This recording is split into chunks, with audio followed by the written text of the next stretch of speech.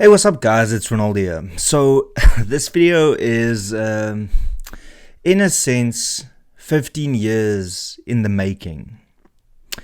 And why I say that is because 15 years ago, I made a video in which I tried to portray to South Africa and the world what it would be like if a song like Kill the Boer had to be turned around and directed towards black people. And the question was, how would they feel if they heard this type of song being sung about them and directed towards them? Now, granted, I used words that I don't use in my life and words that I detest, the K word and the N word. But at that point, you have to understand that it was quite shocking to, as a youngster, for the first time in our democracy year, a song like that being sung in 2010. Now, Julius Malema was still part of the ANC Youth League. Jacob Zuma was the president of the country. So you can understand to some extent the frustration that so many people experience. Now, as I have said many, many times, and as I have apologized many, many times, the use of those words, the K and the N word, is not acceptable, even as a hyperbole, even to illustrate it as an example, right? Now, last night, when President Cyril Ramaphosa met with Donald Trump, it came up, that question, how do you allow somebody singing this song in your country? And then Cyril and John Steenhuisen tried to talk it away, tried to remove the sting out of it, but eventually they both said it's unacceptable and they don't approve of it. And that's a victory. That in itself is a massive victory for South Africa, because the courts in South Africa don't want to listen to what that song means to so many people in this country and how it offends so many people in this country and the potential harm that that song can cause, not emotionally, but physically, with people listening to that song, taking it as an instruction and then applying it. And as you all know, we have a serious farm murder situation in this country. And I've received so many messages from people saying you were vindicated last night. And I was umming and ahhing on whether I should make a video about it, but I decided, you know what? I think I've earned the stripes to make a video and to say thank you to everybody that reached out to me. It's the point of the video 15 years ago was to point out the double standards when it comes to racism in South Africa. And 15 years later, I found out. I didn't expect to be the example that was used, but I was. And now, a year after the madness and the craziness of what happened to me being a member of parliament at the time, and then being my membership being terminated with the DA and thus me having to leave parliament, that double standard was fully displayed.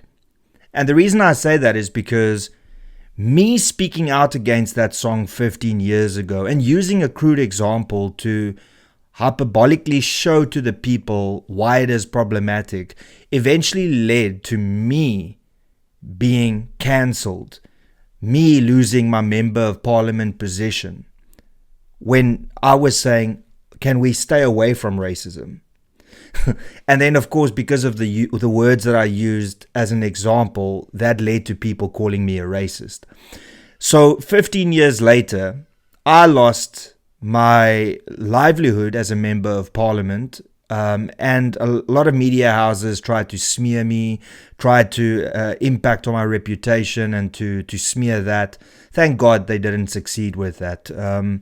But the point that I'm making is, 15 years ago, I wanted to illustrate the double standards of racism in South Africa. And on the 21st of May, 2025, I believe that I was vindicated when Trump and the international community asked, how can you allow something like that? And of course, Cyril and the people there saying, well, we don't agree with it. We condemn it. And yet, here we are in 2025 with the person that has been singing that song for the last 15 years. That person is serving his third term in parliament. He is still in parliament. and he is still singing that song. And the person that called him out for the racist behavior and saying, do not sing that song, how would you feel if the roles were reversed? I have been kicked out of parliament. My membership with my former political party was terminated. So that clearly demonstrates the double standards when it comes to racism in South Africa. I tried to point out the racism. I used derogatory terms to illustrate my point. And as I've admitted, it was wrong and I wouldn't use those terms. But the point is, I was calling out racism. And I was condemned 15 years later for that. Even though, like, if you watch the entire video, I'm assuming that you would get context. But the media used 4% of that video and blasted it all over social media and on their front pages to create a narrative. But the point is, the double standard of racism has been shown to everybody. 15 years ago, I mentioned it once to illustrate how racist it is, and I was booted out of parliament 15 years later, even though I wasn't even in politics in 2010. But the point is, 15 years ago, I did something, and mainstream media and my political party and some people in the public said that I need to be cancelled for that. I need to lose my job because of that. But yet a person that has been singing the hateful song Kill the Boer, Kill the Farmer for the past 15 years have continuously made it back into parliament, grown a political party, being the leader of a political party, and nothing has happened to this individual. In actual fact, the courts found him innocent of hate speech. They found the song not to be hate speech, even though the rest of the world's looking at the song going, this is clearly hate speech.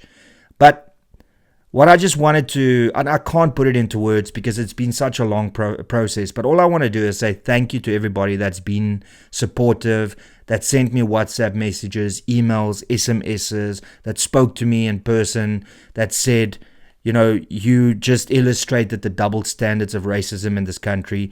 And then to be vindicated, I believe, last night from what Cyril Ramaphosa and John Steenhuisen and his entourage had to say, as well as what Donald Trump and them had to say about the song, I truly believe that I've been vindicated. And, you know, it is a relief to some extent, but I've also moved on. You know, I think that what happened to me a year ago might have been the biggest blessing in disguise. I don't see how I can defend the Democratic Alliance today based on who and what they've become. So for me, it is actually it's a moment in which I reflect on this now and I go, yeah, you know, what happened to me, I believe was wrong.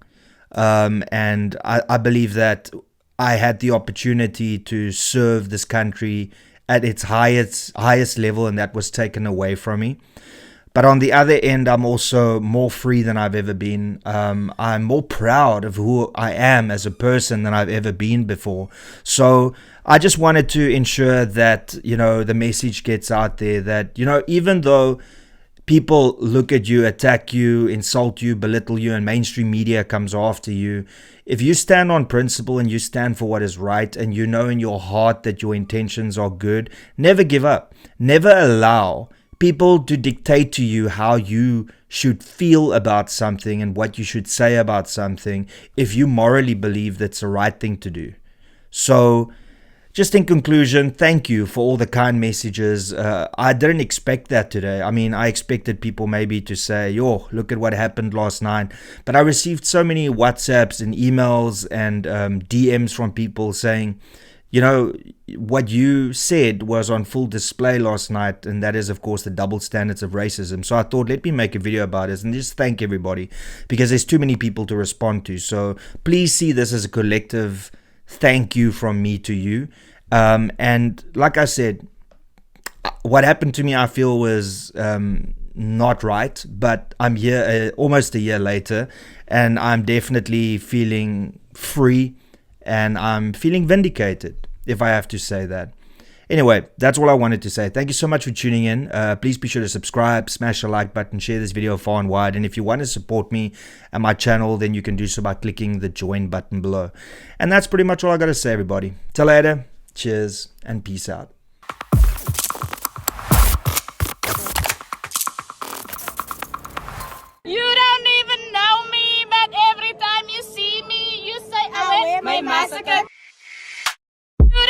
even know me that everybody see you say I'm a massacre, I'm a massacre. You don't even know me that everybody see you say I'm a massacre, I'm a massacre.